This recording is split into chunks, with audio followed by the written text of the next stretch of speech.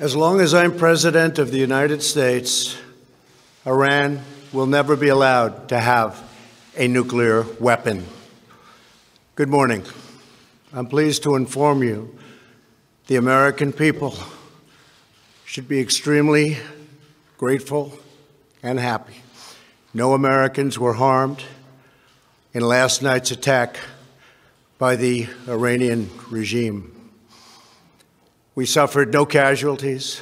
All of our soldiers are safe, and only minimal damage was sustained at our military bases.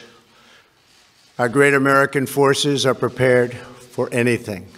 Iran appears to be standing down, which is a good thing for all parties concerned and a very good thing for the world. No American or Iraqi lives were lost because of the precautions taken, the dispersal of forces, and an early warning system that worked very well. I salute the incredible skill and courage of America's men and women in uniform. For far too long, all the way back to 1979 to be exact, nations have tolerated Iran's destructive and destabilizing behavior in the Middle East and beyond. Those days are over. Iran has been the leading sponsor of terrorism, and their pursuit of nuclear weapons threatens the civilized world. We will never let that happen. Last week, we took decisive action to stop a ruthless terrorist from threatening American lives. At my direction, the United States military eliminated the world's top terrorist, Qasem Soleimani. As the head of the Quds Force, Soleimani was personally responsible for some of the absolutely worst atrocities.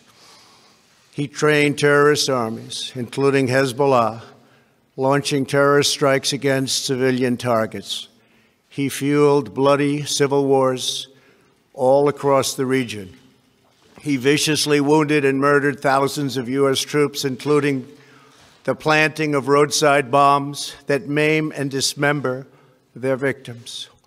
Soleimani directed the recent attacks on U.S. personnel in Iraq that badly wounded 4 service members and killed 1 American, and he orchestrated the violent assault on the U.S. Embassy in Baghdad.